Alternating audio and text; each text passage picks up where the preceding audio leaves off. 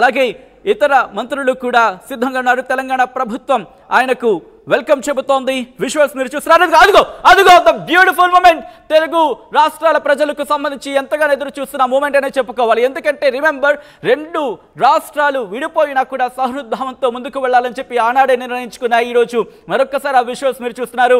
ఇద్దరు కూడా ఒకరినొకరు ఎంతో ఆప్యాయంగా పలకరించుకున్నారు, చిరునవ్వులు చిందిస్తున్నారంటే అర్థం చేసుకోవచ్చు ఒక సహృద్భావంతో ఈరోజు మీటింగ్ జరగబోతోంది. పొన్నం ప్రభాకర్ కూడా ఆయనకు చేతులు జోడించి నమస్కరించి విజువల్స్ మీరు చూస్తున్నారు. భట్టి విక్రమార్క పుష్పగుచ్చంతో నారా చంద్రబాబు నాయుడికి స్వాగతం పలుకుతున్న విజువల్స్ మీరు చూస్తున్నారు. అటు ఒక్కసారి రేవంత్ రెడ్డి అలాగే నారా చంద్రబాబు నాయుడు, అఫ్కోర్స్ గురు శిష్యులు అంటే ఆయన ఒక సందర్భంలో కొట్టిపారేసిన సందర్భాన్ని మనం చూసాం.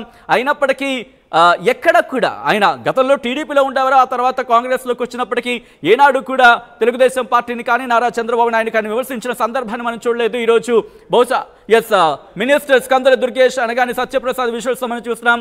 దుద్దుల శ్రీధర్ బాబు, పొన్నం ప్రభాకర్ కూడా స్వాగతం పలుకుతున్నారు. విజువల్స్ మీరు చూస్తున్నారు. కరచారణం చేస్తున్నారు, ఒకరినొకరు నమస్కరించుకుంటున్నారు.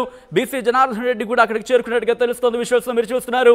ఆంధ్రప్రదేశ్ ముఖ్యమంత్రి నారా చంద్రబాబు నాయుడు, తెలంగాణ ముఖ్యమంత్రి రేవంత్ రెడ్డి వీళ్ళిద్దరూ కూడా అదిగో రెడ్ కార్పెట్ మీద లోపలికి వెళుతున్న విజువల్స్ మీరు చూస్తున్నారు. ఆంధ్రప్రదేశ్కి సంబంధించి మంత్రులు కూడా అక్కడికి చేరుకున్నారు. కందుల దుర్గేష్ని విజువల్స్ మనం చూస్తున్నాం. అలాగే అనగానే సత్యప్రసాద్, బీసీ జనార్దన్ రెడ్డి కూడా అక్కడికి చేరుకున్న విజువల్స్ మనం చూస్తున్నాం. అలాగే ఇతర శాఖల ఉన్నతాధికారులు కూడా అక్కడికి చేరుకున్నారు. విజువల్స్ మీరు చూస్తున్నారు. లోపలికి లోపలికి వెళుతున్నారు. ప్రజాభవన్లోకి అడుగు పెట్టారు రెండు తెలుగు రాష్ట్రాల ముఖ్యమంత్రులు అలాగే ఇతర మంత్రులు కూడా. ఒక్కసారి మీరు చూస్తున్నారు, వాళ్ళిద్దరూ మాట్లాడుకుంటున్నారు. అప్పుడే ఆ చిట్ చాట్ ప్రారంభం అయిపోయింది. నడుస్తూ ఉండగానే వాళ్ళ మాటలు ప్రారంభమయ్యాయి. ఎందుకంటే మీరు కదా గమనించుంటే వాళ్ళిద్దరూ ఒకరికొకరు లేఖలు రాసుకున్న సందర్భంలోని ఉత్తర ప్రత్యుత్తరాల సందర్భంలోని ఆ పొగడ్తల వర్షం మనం చూడొచ్చు.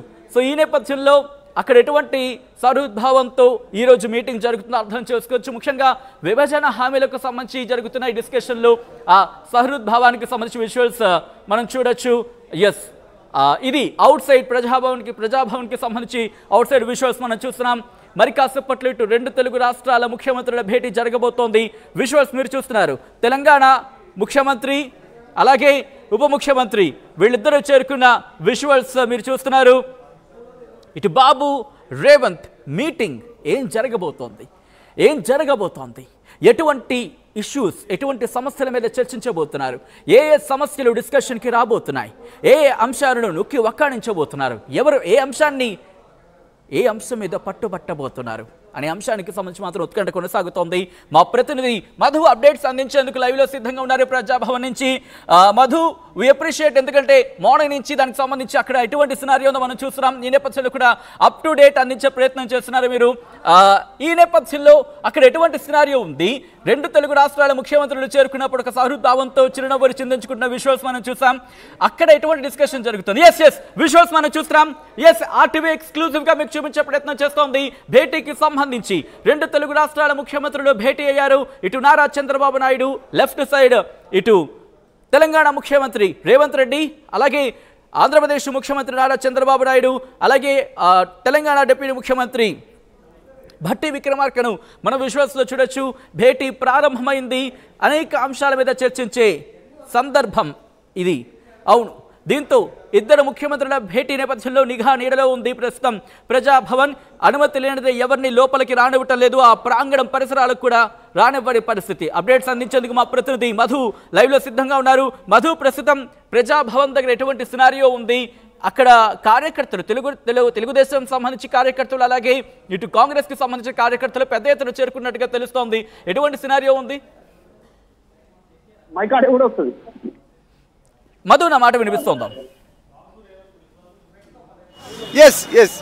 సచిన్, ఎటువంటి సినారియో ఉంది ప్రజాభవన్ దగ్గర? ఎందుకంటే ఇటు రెండు తెలుగు రాష్ట్రాల ముఖ్యమంత్రులు చిరునవ్వులు చిందిస్తూ ఒకరినొకరు సాధారణంగా ఆహ్వానించుకున్న పరిస్థితి చూసాం. ఒక విధంగా చెప్పాలంటే కనుక సహృద్భావంతోనే ఈ భేటీ జరిగే అవకాశం ఉంది అని అనుకోవడానికి ఇదొక సూచికగా భావించవచ్చని చెప్పుకోవచ్చు. సో ఈ నేపథ్యంలో అక్కడ ఎటువంటి డిస్కషన్ జరుగుతోంది ప్రజాభవన్ పరిసరాల్లో? మనం చూస్తా ఉన్నాం, పోలీసులు ఇప్పుడు ఇద్దరు లోపలికి వెళ్ళిన తర్వాత సాధారణంగా స్వాగతం చెప్తూ లోపలికి తీసుకున్నటువంటి విజువల్స్ సమస్య పరిష్కారం అవుతుంది అనేటువంటి ఒక హోప్ తో రెండు తెలుగు రాష్ట్రాల ప్రజలు ఉన్నారు. ముఖ్యంగా ఈ వెదర్ అంతా కూడా ఇన్ని 10 సంవత్సరాల తర్వాత రాష్ట్ర ఏర్పాటు అయిన తర్వాత, ప్రత్యేక రాష్ట్ర ఏర్పాటైన తర్వాత 10 సంవత్సరాల నుంచి ఉన్నటువంటి పెండింగ్ సమస్యల పైన వాళ్ళు దృష్టి పెట్టారు కాబట్టి